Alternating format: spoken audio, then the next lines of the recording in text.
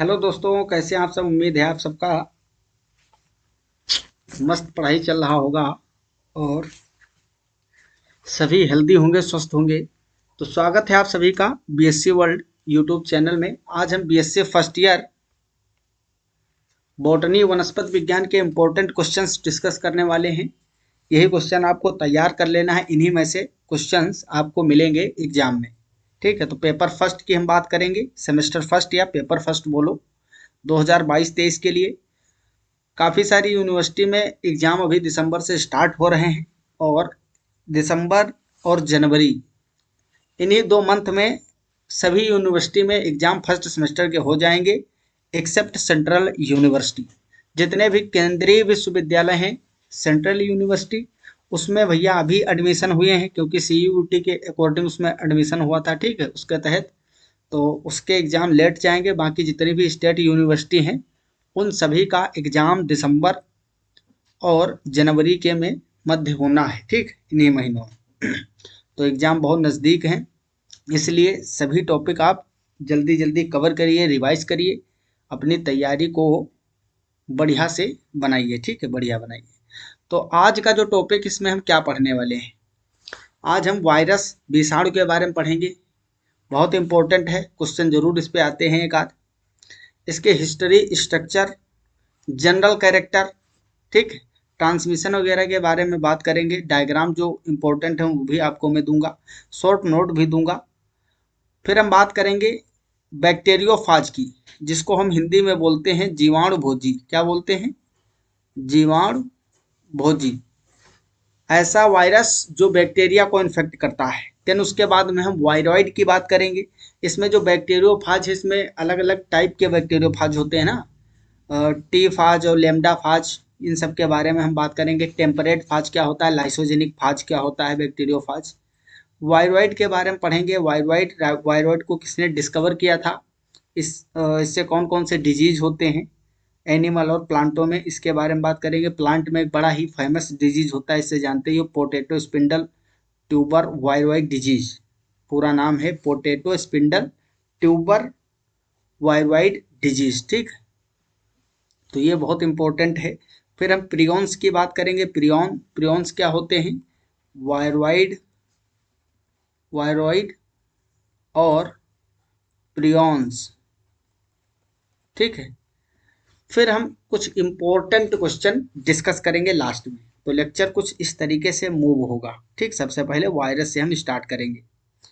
तो आइए जनरल चीज़ें पहले हम बात करते हैं वायरस के बारे में। मैंने खुद से ही आपके लिए बढ़िया नोट्स तैयार कर दिए हैं, जहाँ से क्वेश्चन आपको मिलेंगे। अगर आप इतना ही लिख के आते हो तो भी आपको पूरा नंबर मिलेगा। ठीक, ये नोट्स भी आपको टेलीग्राम पे मिल जाएगा। The name virus was given by Pasteur. तो सबसे पहले वायरस नाम किसने दिया था? पास्चर ने। To the causative agent of infectious disease, मतलब जो वायरस होता है वो संक्रामक रोगों का एजेंट होता है। काउजेटिव एजेंट मतलब रोग को फैलाने वाला कारक या कारण। लैटिन वर्ड है वायरस, इसका मतलब होता है वेनम ऑफ पॉइजनस फ्लूइड। ठीक है, लैटिन वर्ड है ये वायरस। तो इसका जो मतलब हो क्या है, वेनम ऑफ पॉइजनस फ्लूइड, मतलब जहरीले पदार्थ का वेनम। फिर कुछ और साइंटिस्ट आए जो कि वायरस की डिस्कवरी और हिस्ट्री से रह के बहुत ज़्यादा इंपॉर्टेंट है इससे रिलेटेड, इसलिए इस पे भी क्वेश्चन खूब पूछे जाते हैं, जैसे एडोल्फ मेयर और डीजे इवानोवस्की। डीजे इवानोवस्की जो हैं, यह बहुत इंपॉर्टेंट है, इनको आपको याद रखना है। सन 1892 में recognised certain microbes as causative agent of mosaic disease of tobacco, मतलब तंबाकू का जो पौधा होता है उसमें मोजेक डिजीज फैलाने वाले बहुत सारे माइक्रो ऑर्गेनिज्म के बारे में इन्होंने बताया था। उसी में आपका टीएमबी भी था। ठीक, तो वही टोबैको मोजेक वायरस, इसको सर्वप्रथम टीएमबी को किसने खोजा था?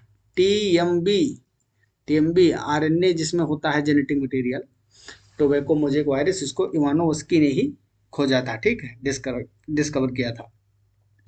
फिर एक अगेन इम्पोर्टेंट साइंटिस्ट हैं, W M Beijerinck, demonstrated in 1898 that virus differ from other cellular organism. मतलब इन्होंने वायरस के बारे में थोड़ा और डिटेल में स्टडी किया और बताया कि जैसे सभी सेलुलर ऑर्गेनिज्म होते हैं, कोशिकीय जीव, जैसे बैक्टीरिया है, बैक्टीरिया भी एक सेल होती है, प्रोकैरियोटिक सेल, जिसके बारे में हम आपको डिटेल में पढ़ा चुके हैं। तो उस तरीके से ये वायरस नहीं है। वायरस जो है ये छोटा सा पार्टिकल है, ये ए सेलुलर है, आकोशिकीय होता है। क्या होता है? वायरस जो होते हैं, वायरस ये कैसे होते हैं? ए सेल्यूलर पार्टिकल होता है, ऑर्गेनिज्म, ए सेलुलर ऑर्गेनिज्म बोल सकते हो, ऑर्गेनिज्म, ठीक है। अकोशिकीय जीव, अकोशिकीय जीव होते हैं। कैसे जीव होते हैं? अकोशिकीय, ए सेलुलर ऑर्गेनिज्म होता है, ठीक है। या फिर आप इसको पार्टिकल बोल सकते हो। क्या बोलते हो? पार्टिकल। और ये भी आपको पता होगा, जो वायरस होते हैं अगर किसी लिविंग ऑर्गेनिज्म के अंदर है, लिविंग ऑर्गेनिज्म के अंदर हैं, तो कैसे होंगे? लिविंग होंगे, ठीक है। और रिप्लिकेट भी करेंगे। क्या करेंगे? रिप्लिकेशन भी करेंगे। अगर वायरस, जैसे वायरस है, अब टोबैको मोजेक वायरस, अगर हम टीएमबी की ही बात करें, तो जब वो टीएमबी प्लांट के टोबैको मोजेक डिजीज कॉज करने वाला जो वायरस है, जब ये प्लांट के लीफ में डिजीज कॉज करता है, तो भाई प्लांट एक लिविंग ऑर्गेनिज्म है, उसकी सेल के अंदर ये रिप्लिकेशन करता है और अपने अकॉर्डिंग प्रोटीन बनाता है, ठीक है। ये जो वायरस है, अब भाई वायरस बाहर अगर पड़ा है, किसी ऑर्गेनिज्म के अंदर नहीं है, एयर में खुला ऐसे ही पड़ा है कहीं पे सॉइल पे, तो वो नॉन लिविंग होता है। क्यों नॉन लिविंग है? उस टाइम जब ये बाहर पड़ा होता है, ठीक, लिविंग ऑर्गेनिज्म से बाहर होता है, तब इसमें रिप्लिकेशन भी नहीं होता। क्यों? क्योंकि रिप्लिकेशन के लिए पॉलीमरेज एंजाइम की जरूरत होती है, बाकी भी सारी मशीनरी होनी चाहिए, एक प्रॉपर सेल होनी चाहिए, तभी तो भाई प्रोटीन का सिंथेसिस होगा। रिप्लिकेशन और प्रोटीन के सिंथेसिस, जैसे ट्रांसफॉर्मेशन, ट्रांसलेशन, ये सब प्रोसेस कब होंगे? सेल के अंदर होंगे। न्यूक्लियस और सेल होना चाहिए, तो इसके पास सेल तो है नहीं, ए सेलुलर ऑर्गेनिज्म है। तो ये बाहर जब होता है लिविंग ऑर्गेनिज्म के, तब क्या करता है? ये नॉन लिविंग के जैसे बिहेव करता है, ठीक। कैसा? नॉन लिविंग, नॉन लिविंग जब बाहर होगा, ठीक। जब ये लिविंग ऑर्गेनिज्म के अंदर जाएगा, तो जिस ऑर्गेनिज्म के अंदर प्रवेश करेगा, इंटर करेगा, उसी की सेल में प्रेजेंट जो पॉलीमरेज एंजाइम्स होंगे, डीएनए पॉलीमरेज, आरएनए पॉलीमरेज, उनको यूज करके ये प्रोटीन बनाता है। मतलब जिसके अंदर इन्फेक्शन कॉज करेगा, उसी की मशीनरी यूज करके क्या बनाएगा? प्रोटीन बनाएगा। और जो प्रोटीन ये बनाएगा, ये जो प्रोटीन बनाएगा, वो कैसी होगी? इनफेक्शियस होगी। कैसी? इन्फेक्शियस होगी। तो वो संक्रामक प्रोटीन होगी। कैसी होगी? संक्रामक। तो इतनी बात आपको समझ में आई, ये बेसिक अंडरस्टैंडिंग है वायरस के बारे में। वायरस ए सेलुलर ऑर्गेनिज्म है, आकोशिकीय जीव, ठीक है, एज अ पार्टिकल आप मान सकते हो। ये लिविंग ऑर्गेनिज्म के अंदर क्या करता है? लिविंग होता है और रिप्लिकेशन भी करता है, मतलब अपने जेनेटिक मटेरियल का को डबल करता है। और क्या करता है? प्रोटीन की सिंथेसिस करता है। कैसे करता है? उसी लिविंग ऑर्गेनिज्म की मशीनरी यूज करके। और वो जो प्रोटीन होती है, वो इन्फेक्शियस होती है, संक्रामक प्रोटीन बन के तैयार होती है, जिससे कि उस जीव के अंदर, उस ऑर्गेनिज्म के अंदर क्या होता है? रोग फैल जाता है, ठीक, संक्रमण फैल जाता है। तो डब्ल्यू एम बेजरिंग जो थे, इन्होंने थोड़ा डिटेल में स्टडी किया और इन्होंने ही ये सारी चीज़ें बताई कि वायरस जो होता है, virus differ from other cellular organism, बाकी सभी कोशिकीय जीवों से डिफरेंट होता है। और इन्होंने एक वर्ड दिया, ये बड़ा इंपॉर्टेंट स्टेटमेंट है इनका, कंटेजियम वाइवम फ्लूइडियम। मतलब इन्होंने क्या किया, जो टीएमबी वायरस से इन्फेक्टेड लीफ थी, ठीक, ये लीफ है, मान लो टीएमबी वायरस से इन्फेक्टेड लीफ है, टोबैको प्लांट की लीफ, ठीक है, वायरस से संक्रमित, इन्होंने क्या किया, इसको क्रश किया, क्रश मतलब इसको पीसा और इसका जूस निकाला। फिर जूस निकालने के बाद में क्या किया, उस जूस को स्वस्थ प्लांट के ऊपर डाला, इसका जूस तैयार किया, जूस, और उस जूस को हेल्दी प्लांट पे डाला। ठीक है, हेल्दी प्लांट जो स्वस्थ प्लांट था उस पे डाला, ये संक्रमित पत्ती का जूस बना के इस पे डाले। फिर देखा क्या, जो हेल्दी प्लांट था वो भी संक्रमित हो गया, इसमें भी इन्फेक्शन फैल गया। तो जो ये जूस था जिसको इन्होंने निकाला था, तो बोला इन्होंने उसको कि कंटेंजियम वाइवम फ्लूइडियम, मतलब जीवित जीवित तरल पदार्थ। तो ये जो है स्टेटमेंट इनका बहुत इंपॉर्टेंट है, कंटेंजियम वाइवम फ्लूइडियम, ये आपको याद रखना है, पूछा गया है इस पे कई बार क्वेश्चन। किसने दिया था, WM बिजरिंग को। इसका मतलब क्या होता है भाई, जो संक्रमित पत्ती का जूस बनाए, तो जब संक्रमित थी पत्ती तो मतलब इसके अंदर वायरस भी होंगे, वो वायरस जूस के थ्रू ट्रांसफर हो गए हेल्दी प्लांट पे। जब हेल्दी प्लांट पे इन्होंने स्प्रे किया उस जूस को, तो वो भी इन्फेक्टेड हो गए।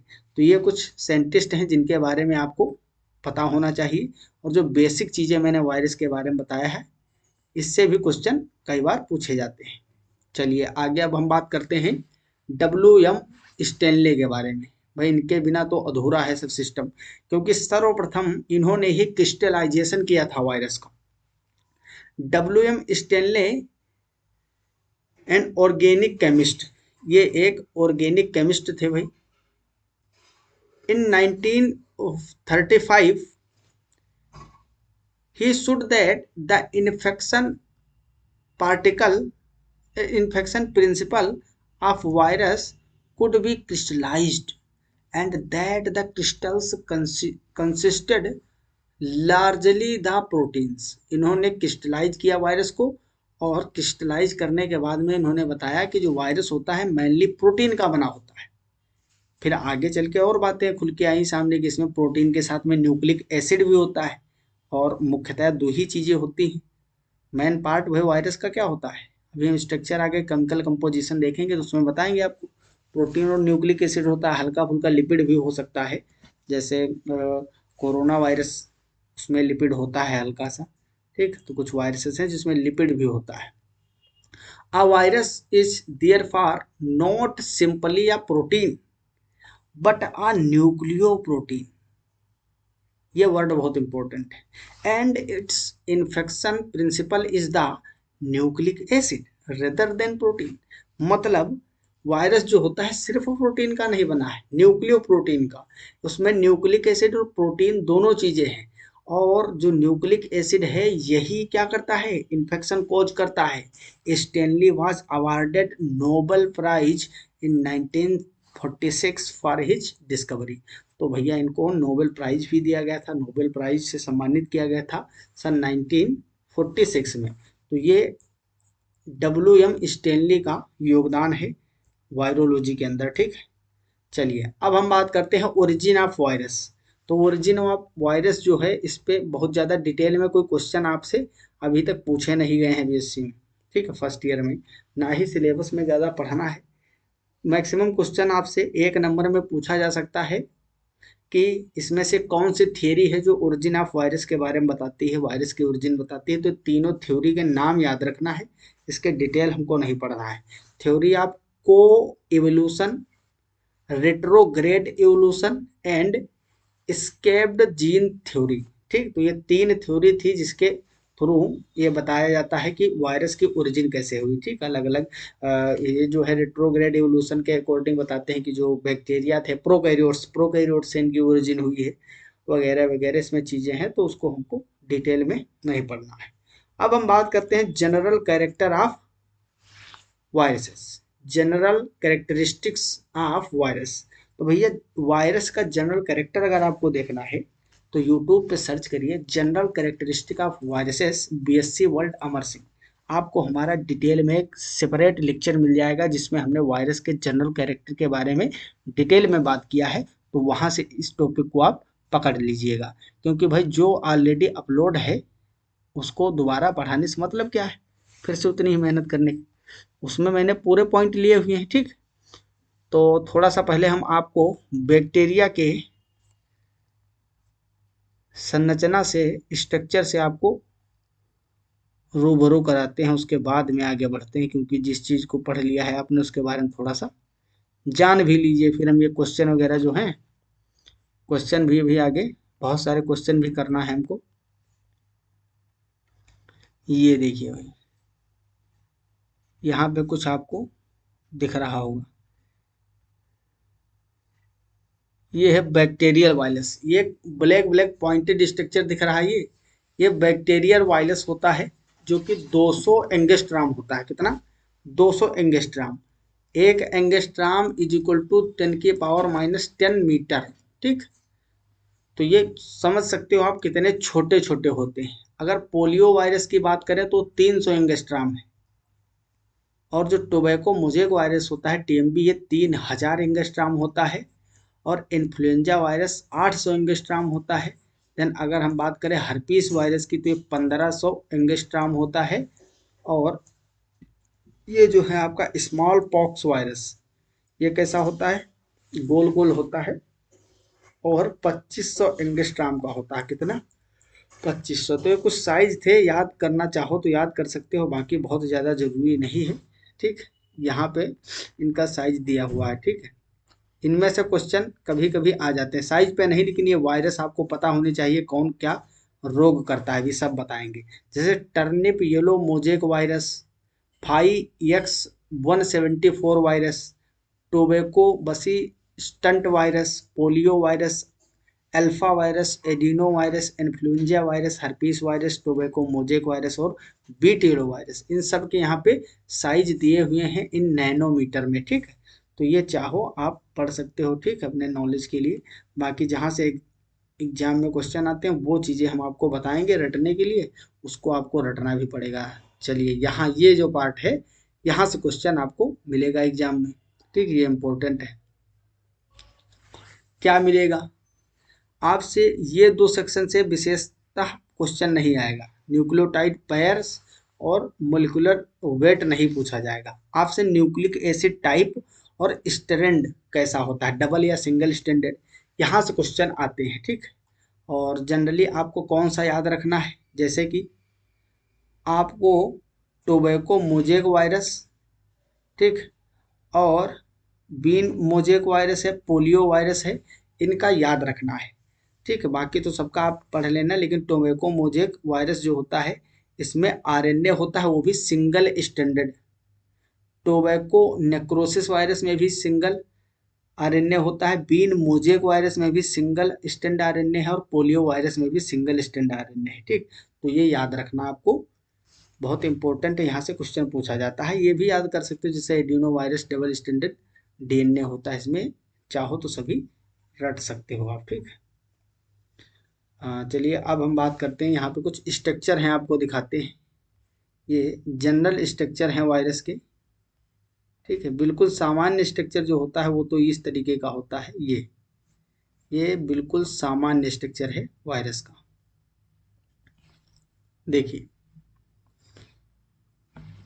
ये कहाँ है भाई? यस, इसमें एक आउटर इनवेलप होता है, और एक इनर सेल ऑफ कैप्सोमियर।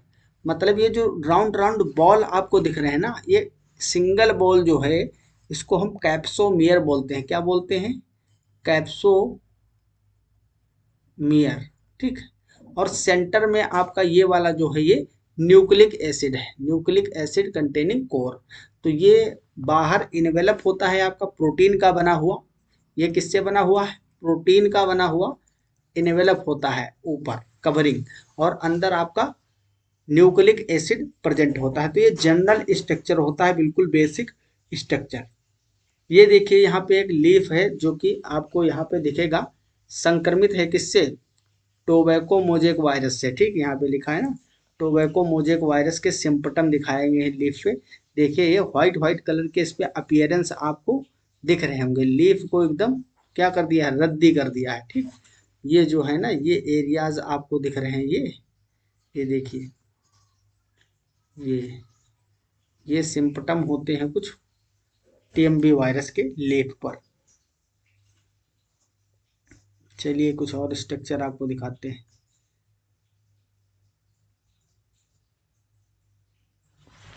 ये देखिए, ये सेंटर में आपको ग्रीन कलर का ये जो है ये दिख रहा होगा न्यूक्लिक एसिड। डीएनए या आरएनए हो सकता है, ठीक है, डीएनए या आरएनए हो सकता है, वो भी सिंगल और डबल स्टैंडर्ड दोनों टाइप का।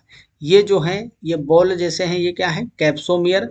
और पूरे कई सारे कैप्सोमियर मिलके जो पूरा कवरिंग होती है उसको हम बोलते हैं कैप्सिड। क्या बोलते हैं, कैप्सिड, या इनवेलप बोलते हैं। क्या बोलते हैं, इनवेलप बोलते हैं, इनवेलप या कैप्सिड बोलते हो।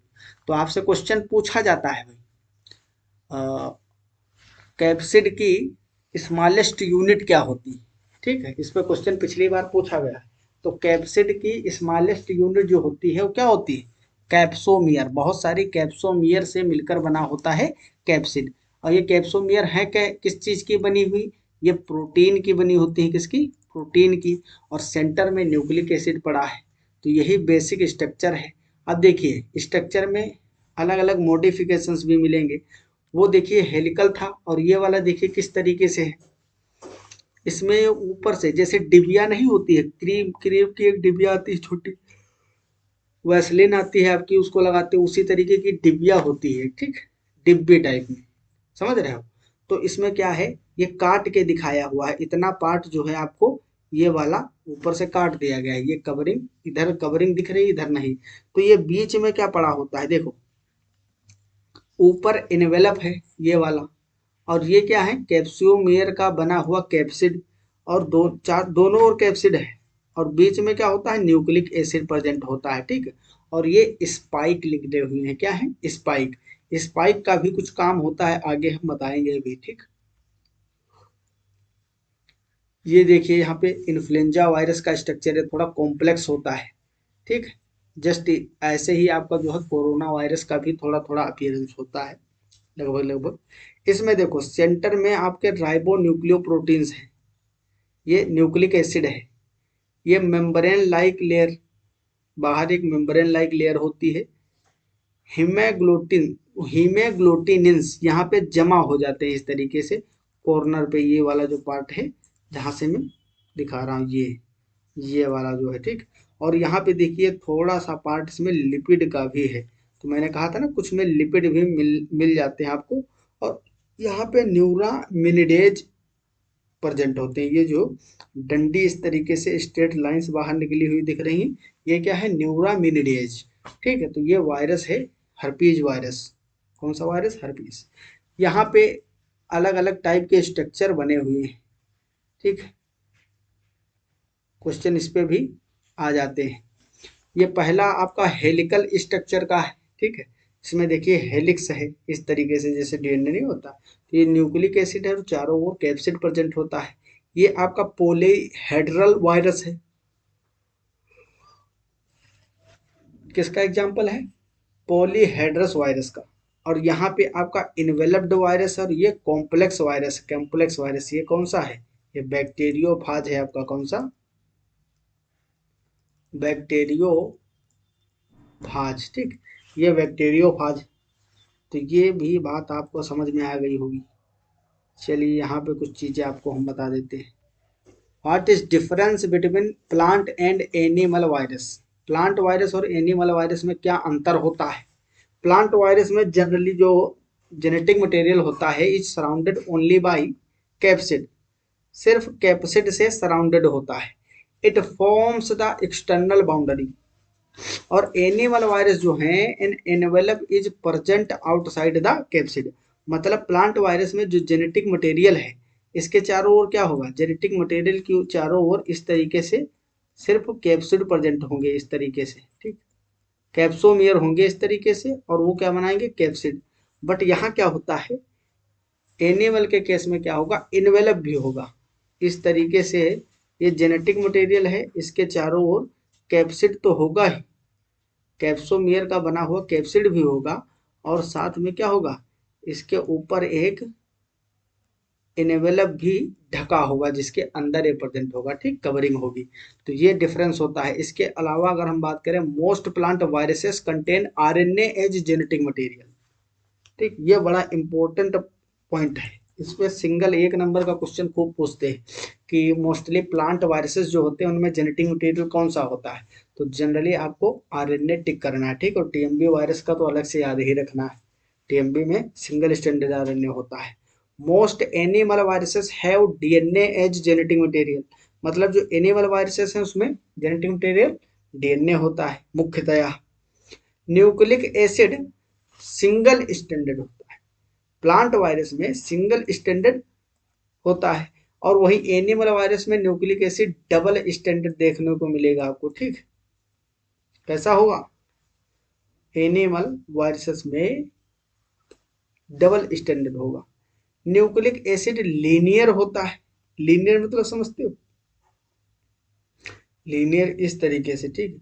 और यहाँ न्यूक्लिक एसिड लीनियर हो सकता है और सर्क्यूलर भी हो सकता है, मतलब इस तरीके से सर्क्यूलर हो सकता है, जिसके चारों ओर इस तरीके से कैप्सिड बना होगा, दोनों ओर से, ऊपर से ढका होगा ये किससे, इनवेलप से।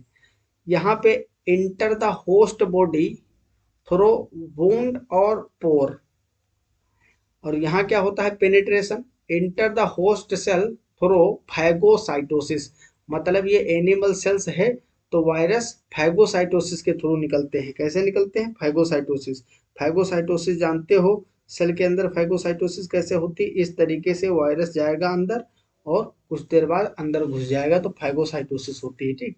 तो ये कुछ डिफरेंस हैं, बेसिक डिफरेंस है किसके बीच में, प्लांट और एनिमल वायरसेस के बीच में। ये यहाँ पे टीएमबी के बारे में थोड़ा और डिटेल से आप देख सकते हो, ठीक। ये टीएमबी वायरस का डायग्राम बना हुआ है, ठीक।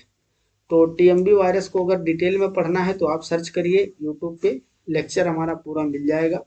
अलग से हमने उसको टीएमबी वायरस के बारे में बहुत कुछ बताया हुआ है।